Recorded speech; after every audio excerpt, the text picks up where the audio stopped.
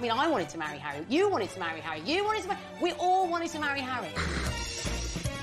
We've already seen the incredible twists and turns of Meghan's life that led her to Prince Harry. She's devoted her time to good causes. I don't think it's right for kids to grow up thinking these things. Risen to stardom.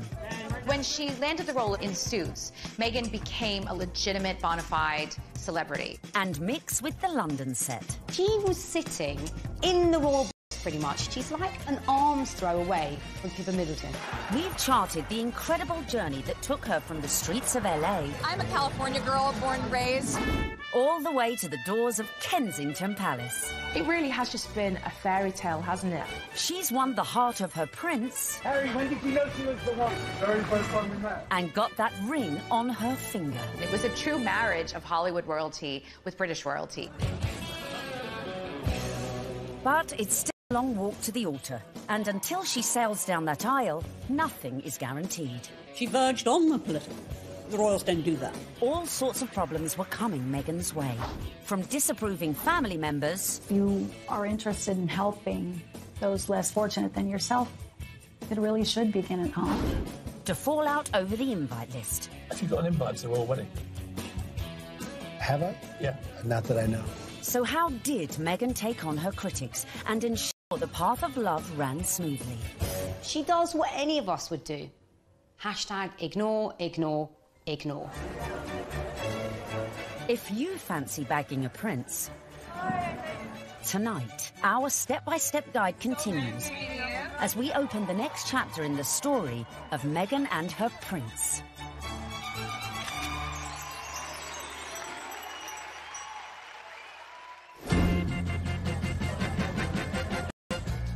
Meghan and Harry were united in their passion for change.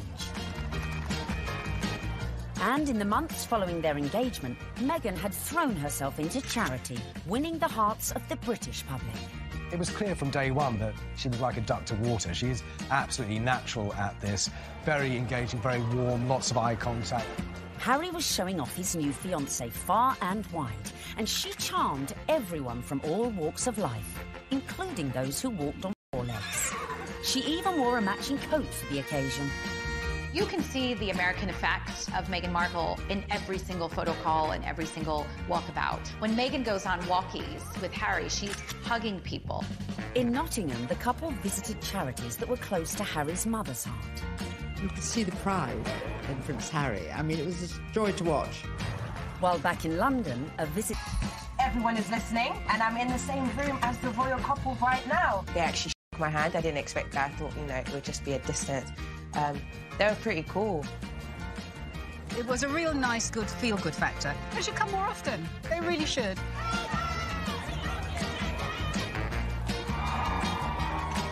Slowly but surely, the British public was falling in love with our Meg. But would this be the case with the in-laws? The next step in Meghan's journey would be getting to know the firm.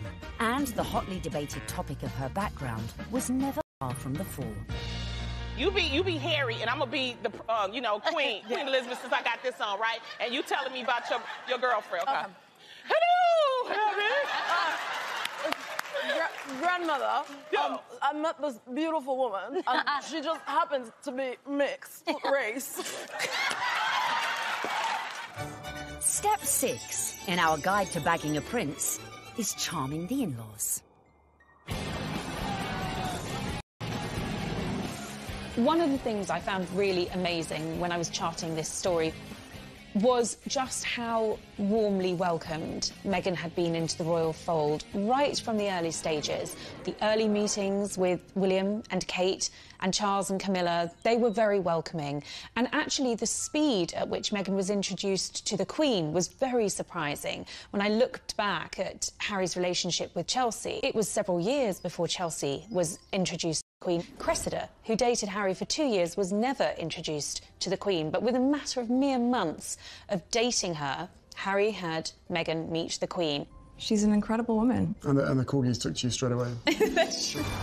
In fact, Queenie was so impressed that mere weeks after the couple's engagement, she took the unprecedented move of inviting Meghan to spend Christmas in Norfolk at Sandringham, giving Meg the opportunity for a serious charm offensive. It was a tremendous with convention that the Queen invited Meghan, who was, after all, just a fiancée, to Sandringham, because normally it's just the wives and the husbands of members of the royal family who are allowed that. I was told that the Queen's feeling was this. She's preparing to give everything up for her grandson. Her career, her identity, her nationality, her home in Toronto, everything to be with Harry. And the Queen's feeling was the very least we can do is to make her welcome at Christmas. It does show that the Queen is walking in step with the change of the guard at Buckingham Palace. This would have been a far different Christmas to the one Meghan spent in LA the previous year, with the historic 20,000-acre estate playing host to all sorts of... Perhaps to get a head around quite a few royal family traditions. They open their presents on Christmas Eve. The presents that they exchange aren't what you'd really expect for members of the royal family. They tend to share really jokey presents with one another. In America, you know, things will come beautifully wrapped and be quite extravagant. And this is the other end of the sphere. You're admired if you find somebody's given you an unusual spoon to stir cakes in or an unusual thing to keep your corgis in. Meghan would have to embrace all these funny little customs, and clearly she did. After spending the night in her unfamiliar surroundings, the bride-in-training faced her public in that most royal of festive traditions. The post-service walkabout at St Mary Magdalene Church. Well, the Sandringham church photo is the timeline through history. You have a snapshot every year of those people closest to the throne. Now, often you're looking at a picture of a child who was barely able to walk perhaps a year ago, and suddenly they come out of the church. That image will change. In a few years' time, we'll have those couples and their children will be going to church. In a few more years' time, and you may not have the older generation. This year, of course, was Meghan's year. The presence of the royal fiancé drew crowds that were even bigger than usual. The world's media was also out in force, but it was a member of the public who would snap the photo that cemented just how much Meghan was in with the younger royal crowd. Unfortunately for all the photographers on the ground, they just didn't quite seem to get a clear shot, and in the end it came down to a member of the public, a lady called Karen Anvil. It was like a Mexican wave of cheers, so you knew they were coming. The photographers at the other end, and they just happened to look over. And I took one photo, that's the thing. I took one photo, and it was, yeah, the right one. When we saw that shot, it was an absolute no-brainer that it was going to be our cover shot, because it was the only one that had captured that moment, the four of them together. And, you know, it symbolised quite a lot in terms of the royal family and where they're going in future. So, yeah, I mean, we were delighted to use it on the cover. And just like that, the Fab Four were born. Clearly, Meghan was well and truly fitting into the royal club. Just like the Queen, it seems the rest of the family were equally charmed by Harry's beau from across the pond. Another tick for Meghan. William was longing to meet her, and so was Catherine. And Catherine's been absolutely wonderful, amazing, as is William as well. You know, fantastic support. And then my father as well. We had a handful of teas and meetings. She found herself a true fan in the Duke of Edinburgh, and he was apparently hugely impressed with how well-read Meghan was. Meghan was now in with the in-laws. But coming up, events were to turn increasingly tricky. Dealing with critics from near... I think she's trouble. Because of her background, I thought that she could, not would, but that she could be trouble. And far.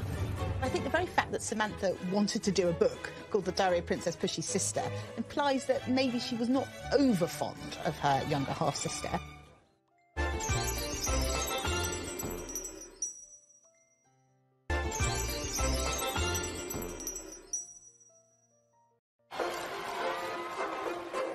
Meghan was proving popular with the in-laws, the friends, and was now conquering the British public. But what to do when you find out not everyone likes you? I don't know about this Meghan Markle. Yeah, she's too confident and self-assured. You see what I mean? This water feature's shit, isn't it? Yeah. Oh my God, I thought I was doing so well.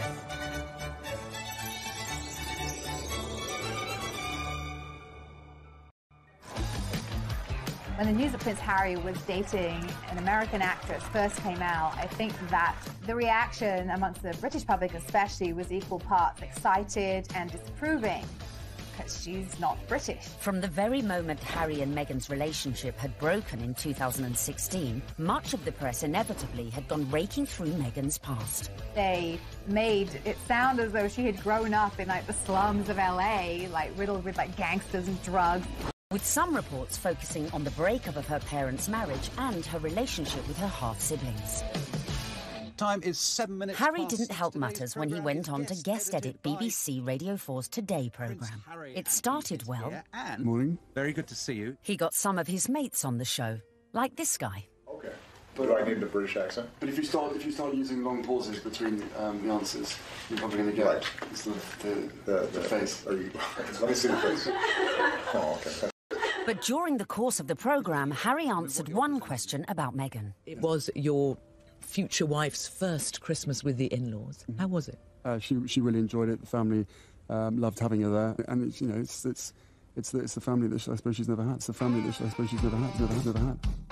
But Harry's comments did not go down well with one member of his future wife's family. Meghan's half-sister Samantha was very cross with what Harry said on the Today programme about the family not being close or a normal family. Samantha tweeted that that was really not the case, and she defended their family as a normal family, a close family, a loving family, and didn't understand what Harry was talking about. A book called Diary of Princess Pushy's Sister. I think the very fact that Samantha wanted to do a book called The Diary of Princess Pushy's Sister implies that maybe she was not over fond of her younger half-sister and maybe is a little conflicted about Meghan's success. There's no bigger media vulture with this wedding than you, is there, Miss Markle? I mean, how you have the gall to come on here and talk about media vultures? You're doing a book called The Diary of Princess Pushy's Sister. You've been trashing it for 2 years, you little vulture. I've made it clear in several interviews that you can't judge a book by its cover, and similarly, you can't judge a book by its title. Samantha also criticised Meghan's charity work. If you are interested in helping those less fortunate than yourself, it really should begin at home. Could all this bad publicity derail the wedding? And just how should Meghan respond to this particularly barbed attack? The temptation must have been huge for Meghan to have responded to the critics, who were, of course, her family members. She kept a dignified silence. I mean, you've got to feel for Meghan. What would you do if your family were being an absolute nightmare? It is seriously embarrassing. So she does what any of us would do. Hashtag ignore, ignore, ignore.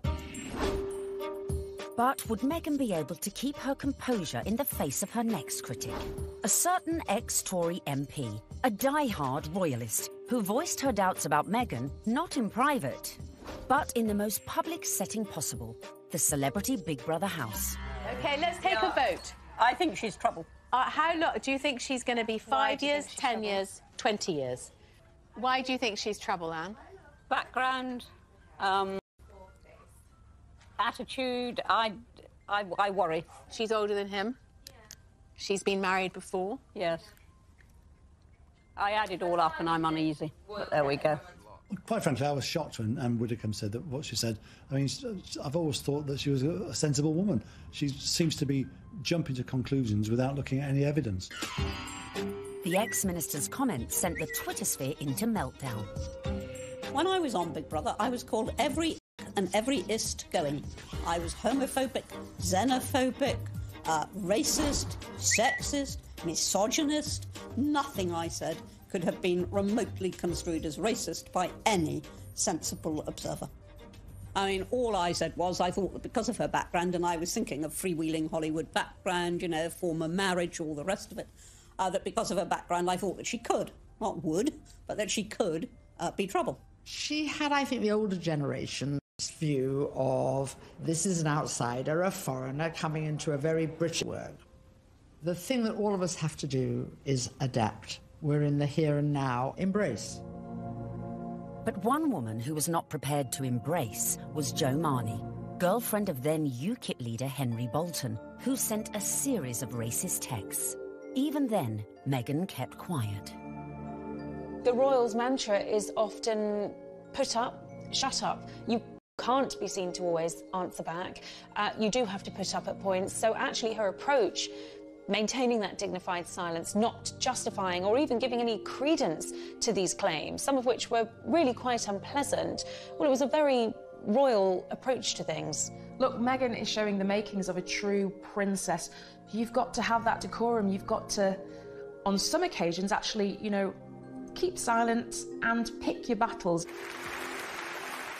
Even more flack came Meghan's way when she took to the stage with her potential prince, his brother and Kate at the Royal Foundation in February 2018.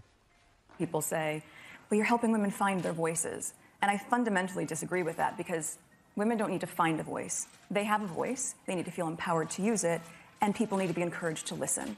And I think there is no better time than to really continue to shine a light on women feeling empowered and people really helping to support them.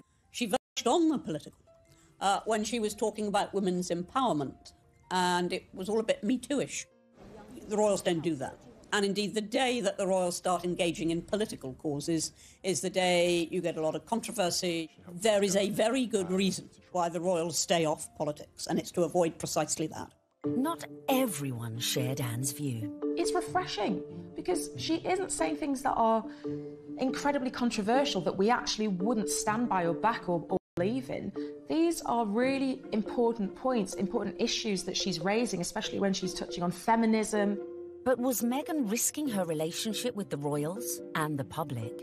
She's clever. She's using her voice in a good way, and she has actually been backed by the palace. But still the criticism came, and the palace had to release a statement defending her. Was this one step too far? This is the first time that we've heard anyone associated with the royal family talking about those campaigns. The Kensington Palace stressed that it would have been impossible for Meghan to talk about issues surrounding female empowerment without talking about those campaigns. Well, I think that by touching on the Me Too campaign, Meghan probably knew that there was going to be some kickback, and indeed there was. But actually, she got far more people saying, this is great, this is what the royal family needs to be doing more of. Phew. Looked like Meghan had found just the right balance to please the palace. So, next step in our guide, embrace your prince's religion. She signed up to the Church of England, of which the Queen is supreme governor. And exactly 100 days after her engagement announcement, Meghan was baptised in the chapel of St James's Palace by the Archbishop of Canterbury. It was very special. It was beautiful, sincere, and very moving. It was a great privilege. Although she had attended a Catholic school in LA, Meg had a Protestant background. Her father was a member of the Episcopal Church of the United States. It would not have been an enormous step, you know, to get baptised, but it was a big step in a way. But I think out of deference to the Queen and to her very strong faith, it sort of tidied things up, and it augurs well for the future, because she will have to attend many, you know, services in Church of England cathedrals. Coming up, Meghan's headed ever nearer to that chapel of love. But the journey would become increasingly problematic. With a guest list to organise... Have you got an invite to the royal wedding? Have I? Yeah. Not that I know.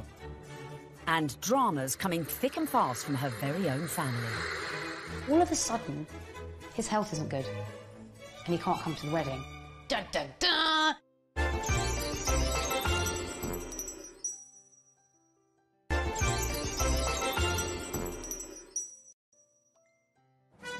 Welcome back, where we find Meghan almost at the final furlong of her romantic journey. But managing your wedding carefully was not to prove so easy for our Meg. First hurdle, the date. The wedding of Prince Harry to Meghan Markle. The date, the 19th of May 2018. Recent royal weddings had all been held on weekdays, but not this one. I think that they thought, we want people to enjoy this, so why not do it on a Saturday? And if you think about most weddings that you and I go to, they're at the weekend. So why wouldn't you follow suit? But there was one reason to avoid that Saturday. It had already been announced as the date of the FA Cup final. As president of the Football Association, Harry's brother Prince William was expected to take his usual place in the royal box at Wembley. And millions more were looking forward to watching the game on TV. I think my wife would probably want to see the wedding. So what I'll probably do, I'll probably leave her on her own, maybe with some of her friends. I'll go somewhere else where like-minded people want to watch the FA Cup final. I would so prefer to watch a royal wedding. Not interested in football. Harry and Meghan solved the problem for TV viewers. They announced that their ceremony would begin at noon, several hours earlier than kick-off time. But Wills decided to avoid the fixture clash altogether. Next hurdle, the tricky protocol of who to invite to the royal wedding. Have you got an invite to the royal wedding? Have I? Yeah. Not that I know of. Would you like to go? I want them to be happy. I really want them to be happy. They look like a lovely couple. Meghan Markle did say you were a divisive misogynist. Well, I still hope they're happy. It was a source of quite a lot of amusement for comedians in the US who like to take every opportunity they can to poke fun at him. So Donald Trump is mad because Prince Harry didn't invite him to the wedding, to the royal wedding over there in England. I don't even know why. I don't know why you mad. You shouldn't even be surprised, Donald. Don't nobody like you. The apparent decision to snub the US president may have been a source of jokes for comedians. But according to some sections of the media, it was also a potential embarrassment for the Queen. Could this dash all Meghan's good work? Especially in light of reports that the couple had invited Trump's predecessor, Barack Obama, a friend to them both. But as Harry and Meghan's wedding was a non-state event, that meant the couple could pretty much invite whoever they wanted. This is not a state occasion, this wedding. He can invite his friends and Meghan's friends. He doesn't have to invite Trump. It's as simple as that.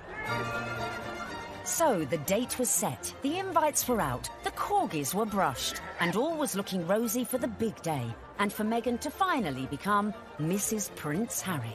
Until... That week lead up to the wedding was like watching an episode of EastEnders. It was an extraordinary week, completely overshadowed by the debacle over Mr. Markle. We were told that Thomas Markle would be walking his daughter down the aisle. In fact, a story that broke the weekend before in the Mail on Sunday undid all of that. Thomas Markle was revealed to have been staging fake pictures for the press to bolster his image pre-wedding for the reported sum of $100,000. First of all, the pictures are leaked. Her dad is posing for pictures with paparazzi. Such was the embarrassment Mr. Markle felt he'd caused to his daughter that at the 11th hour he pulled out of the wedding. It got so confusing. It was like, is he going to be coming to the wedding? Isn't he? Meghan, I was told, was utterly heartbroken. She said that she forgave him for the photographs and she wanted him there to walk her down the aisle on the big day, and he agreed that he would do it. Until... all of a sudden, his health isn't good and he can't come to the wedding. Dun, dun, dun! Thomas Markle said he felt that the heart attack had probably been brought about by his son to getting out of this wedding and that his sister was nothing but trouble. The whole of the country was talking about this. What is going to happen? And then finally, we had a statement. It was a roller coaster of emotions, in fact, prompted Meghan to issue her very first solo public statement. And very tellingly, that statement began with the word sadly. Must have been really difficult, because in the end, you know, it was announced that her father wasn't be coming. Added to that, parts of the family just descended en masse without an invitation. Former sister-in-law Tracy Dooley, that's ex-wife of the half-brother who just trashed Meghan in a letter, jetted into Heathrow with sons Tyler and Thomas, plus a shed-load of baggage, in every sense. There's more likelihood that I would have got an invite. They turn up, got all the suitcases, you see them having their pictures taken in the airport, you're thinking, what is going on here? Because apparently they either think they're going to get a last-minute, you know, somebody cancelled, you can come to the wedding now, or they're just going to make money off the British media and do loads of interviews. It's all about the... be a pretty exclusive event. Right. So, I mean, if they feel like they would like to invite us, we'd be honored, and if not, we're going to be cheering her on and totally supporting her no matter what. And then on top of all of this, Meghan has to find out that her nephew Tyler is growing cannabis and has even called his special batch the Markle Sparkle. I mean, it was just disastrous from start to finish, and I think actually everyone, not just Meghan, was pleased when they packed their bags and went right back to where they came from. Cue an epic sigh of relief at the palace. Despite all these problems, the wedding stayed on track, which brings us nicely to step 11.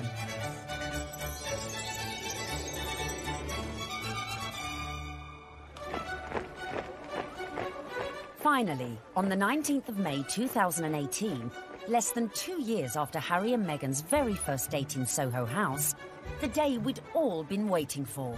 The world tuned in for the fairy tale wedding of the century. Let's face it, if you're marrying a prince, you may as well pull out all the stops.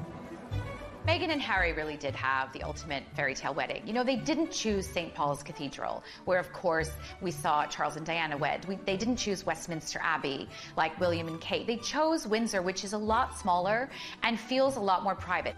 I was there at the wedding on the day, and Windsor felt like literally a fairy tale come to life. Everything was magical. And the 600 guests drifted in. It was a veritable who's who of the world's A-listers, from music, film, and sport.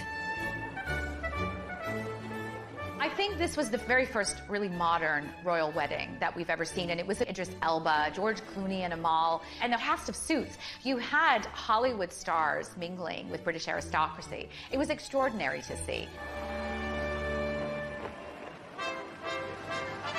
By the time HRH arrived, the atmosphere at Windsor was electric, with 200 representatives from the Prince's charities among the 2,640 cheering onlookers. Meghan's bridesmaids and page boys included Princess Charlotte and Prince George, plus the children of some of her closest friends. Sporting the uniform of the Blues and Royals, the regiment Harry served in the army, the groom arrived with a familiar-looking best man.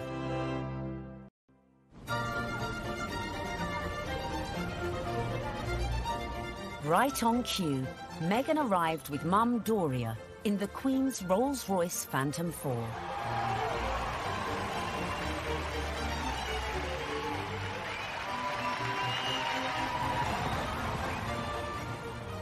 The wedding was phenomenal. The wedding was amazing. I mean, we all wanted to see what she was wearing. And we weren't disappointed when Meghan stepped out in a Givenchy dress with a veil featuring flora and fauna from 53 Commonwealth countries. Topped off with her something borrowed from the Queen, Queen Mary's diamond bandeau tiara.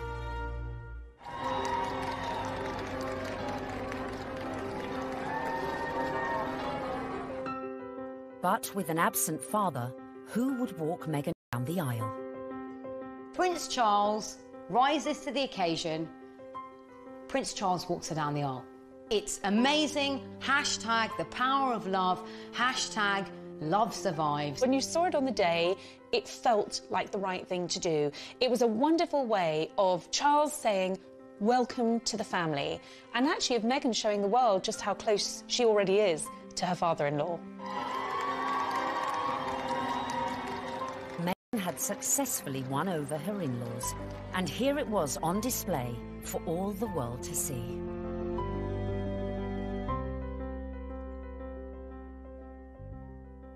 It was lovely. It was really lovely. It felt positive, and yeah, you couldn't help but smile watching it.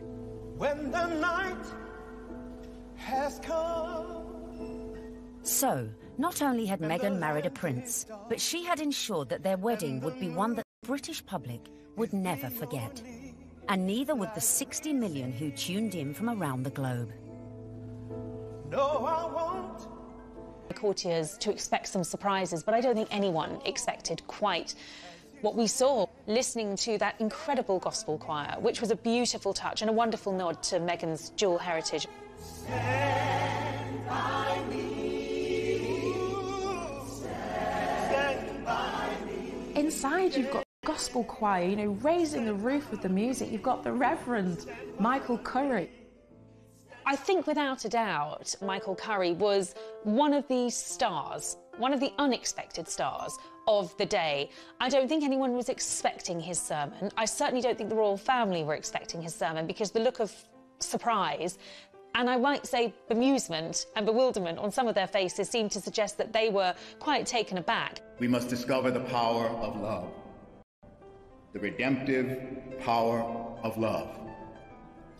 And when we do that, we will make of this old world a new world. He started speaking.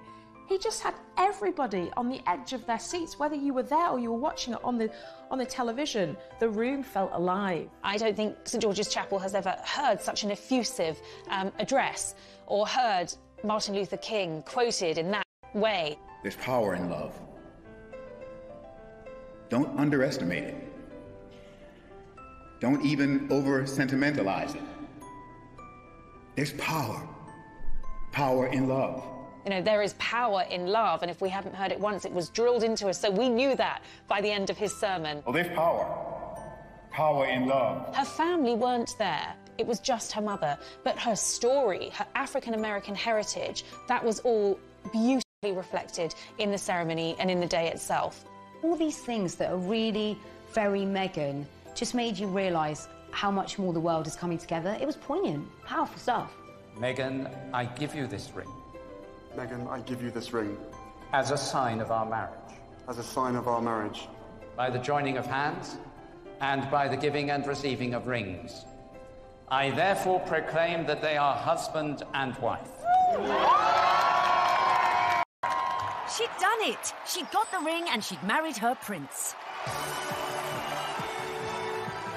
Watching that wedding, you know, even if you're not a royalist and you're not a romantic, you really couldn't help but be taken in by it because it was two people that actually seemed like they were really in love, which on any level is just so nice to see.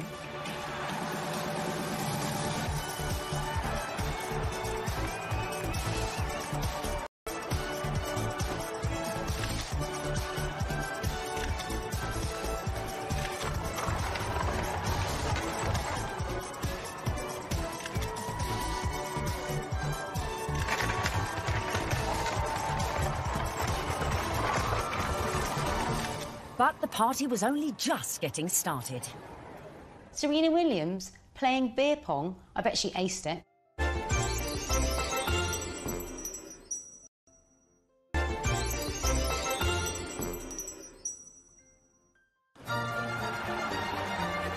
Meghan had gone from actress to duchess. And our penultimate tip, really for those who've gone and bagged their prince, is celebrate with the best ever party. Immediately after the wedding, the couple had all 600 guests back to St George's Hall for a wedding breakfast, which was hosted by Her Majesty the Queen. But the real golden ticket to that event was the private evening party, which was hosted at Frogmore that evening by Prince Charles.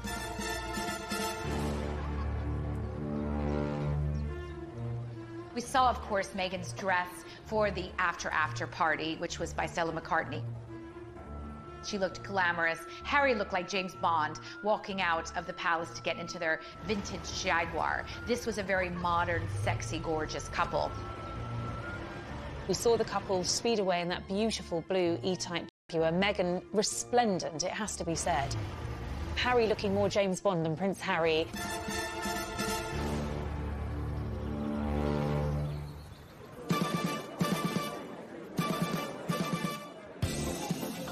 Anyone who was anyone was there, sipping on their When Harry Met Meghan ginger and rum cocktails.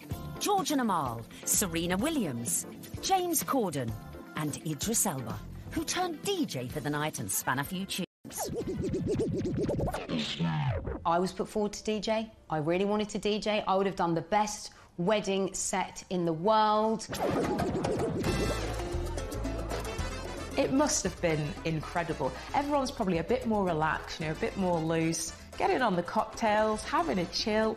Everyone just wanted to know the juicy details of this VVIP party. Were these huge Hollywood stars and celebrities doing the same kind of things we do when we've been drinking since about midday? Yes, they were. There's some wonderful tales of Serena Williams beating everyone hands down at beer pong, a drinking game that apparently Meghan and Harry loved. Serena Williams playing beer pong. I bet she aced it. Serena has since denied she played this game. Shame. But who knows? Maybe when they throw their next party.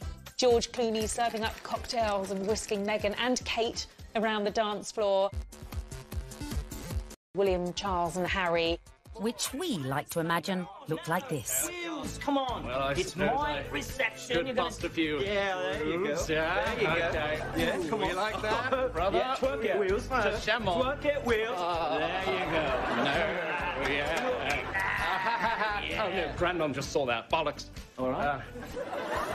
Having an absolute laugh. I mean, was the Queen there? What was she doing? Was she watching it? Was she getting involved? It just sounds like, you know, the doors have been closed, the curtains have been closed, and it's like, right, let's go for it. Let's have a laugh. Let's enjoy this.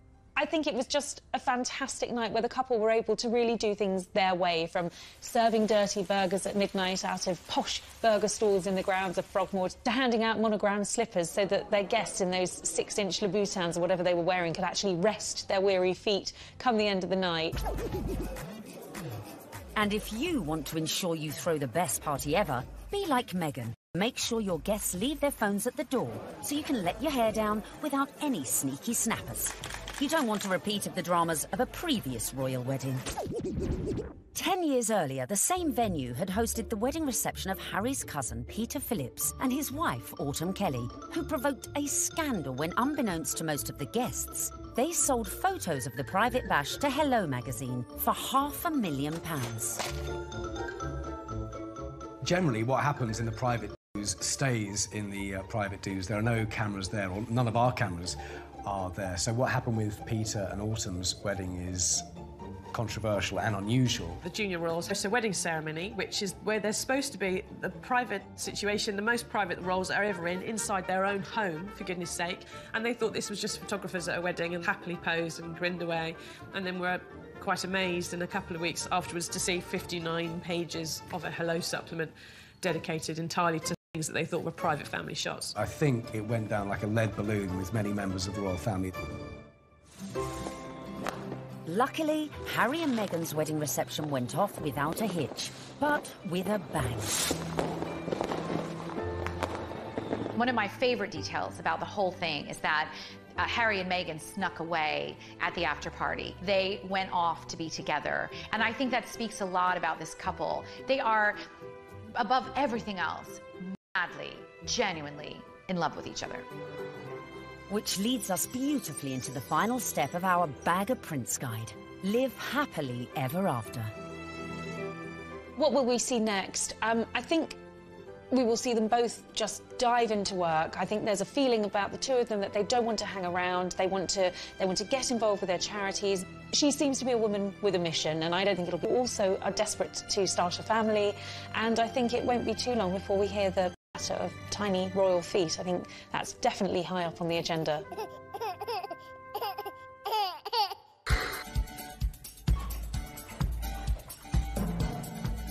So there you have it. From being born into showbiz, to getting famous, to moving countries. Making moves in royal circles, charming the in-laws, and staying silent in the face of criticism. Meghan Markle might not have set out to bag a prince, but follow her lead, and maybe you could do it too.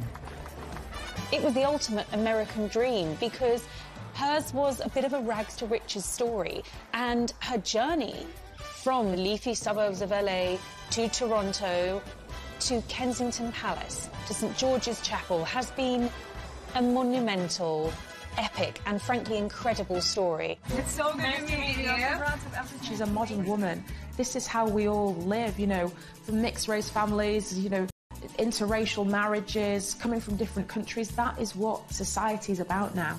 The fact that she's unusual for the royal family, I think the fact that she comes from a different country, a different background, it's just a plus. She is very much a breath of fresh air. She's incredibly focused. She's incredibly driven. Women don't need to find a voice. They have a voice. They need to feel empowered to use it, and people need to be encouraged to listen. She's got the biggest platform. She's got huge ideas, and she is changing the game in a very cool way. And she makes Prince Harry happy, and so he now has that partner that he said he always wanted to share the load with. And in Meghan Markle, he found it. If this were a movie script, you would say that Meghan completes him.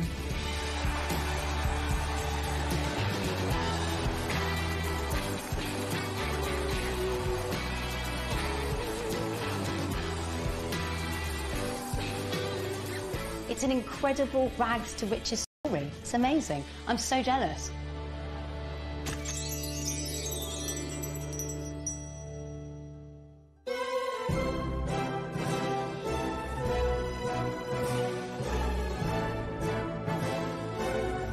For members of the royal family, they tend to share really jokey presents with one another. In America, you know, things will come beautifully wrapped and be quite extravagant.